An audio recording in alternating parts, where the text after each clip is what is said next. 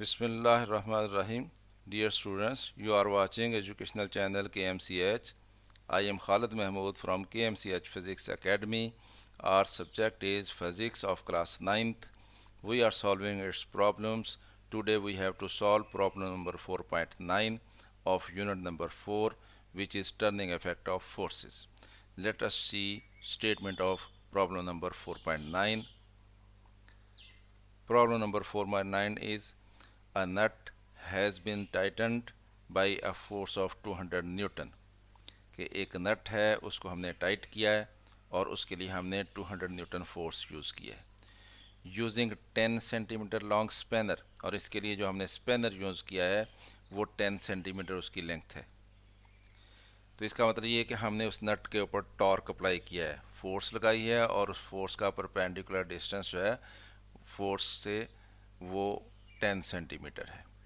What length of a spanner is required to loosen the same nut? अब हम उस नट को खोलना चाहते हैं with the force of 150 Newton. अब हम 150 न्यूटन फोर्स लगाना चाहते हैं, तो उसको खोलने के लिए जो स्पैनर हम इस्तेमाल करेंगे उसकी लेंथ कितनी होनी चाहिए ताकि हम 150 न्यूटन फोर्स लगा के उसको खोल सकें। तो ये हमारा क्वेश्चन है। यानी एक नट था उसको हमने टाइट किया 200 न्यूटन फोर्स लगा के एक स्पैनर के साथ जिसकी लेंथ 10 सेंटीमीटर थी। अब हम उस नट को खोलना चाहते हैं, हम चाहते हैं कि 150 न्यूटन फोर्स लगा के उसको खोलें। तो अब हमें ये बताना है कि हम स्पैनर जो है वो कितनी लेंथ का यूज़ करेंगे। तो गिवन क्या है, हमें फोर्स F गिवन है, 200 न्यूटन हमने अप्लाई की थी। मोमेंट आर्म कितना था उसका, वो लेंथ ऑफ फर्स्ट स्पैनर, जो पहला स्पैनर इस्तेमाल किया था हमने टाइटन करने के लिए उसको, उसकी लेंथ के बराबर, यानी उसको L1 रख लिया हमने, 10 सेंटीमीटर थी उसकी लेंथ। अब सेंटीमीटर स्टैंडर्ड यूनिट नहीं है, हमने इसको मीटर बनाना है, तो मीटर बनाने के लिए सेंटीमीटर को 100 पे डिवाइड करना पड़ता है, तो 10/100 मीटर आ जाएगा। 10/100 मीटर कितना होता है, 0.1 मीटर होता है। तो ये हमने उसके मीटर बना लिए। टॉर्क कितना हमने अप्लाई किया था ये हमने मालूम करना है।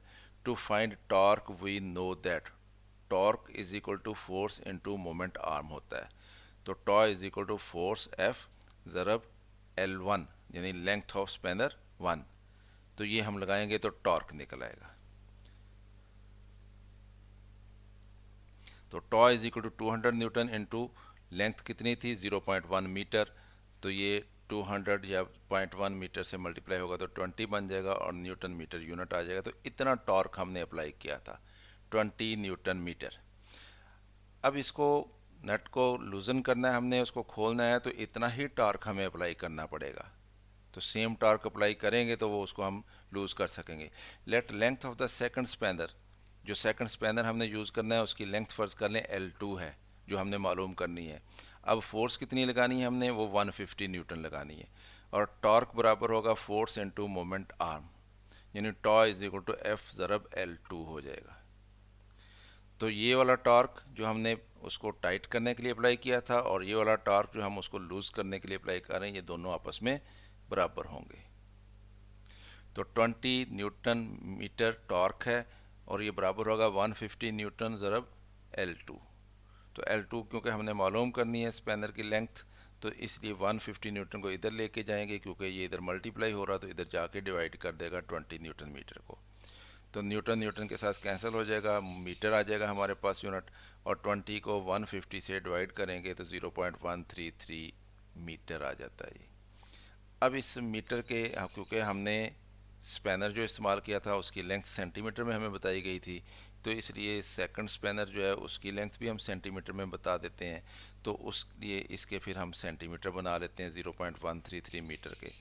तो मीटर के सेंटीमीटर बनाने के लिए 100 से मल्टीप्लाई करना पड़ता है, तो ये 13.3 सेंटीमीटर बनेंगे। दस the length of the spanner required is 13.3 centimetre.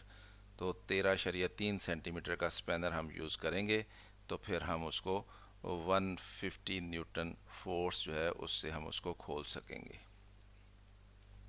तो स्टूडेंट इस तरह से हमने इस क्वेश्चन को सॉल्व कर लिया। ख़ुद भी देखें, दोस्तों को भी दावत दें। चैनल अगर सब्सक्राइब नहीं किया अभी तक तो इसको सब्सक्राइब कर लें ताकि आपको इस तरह की मज़ीद वीडियोस जो हैं वो मिलती रहें। मेरी तरफ से अल्लाह हाफिज़। शाद रहें, आबाद रहें।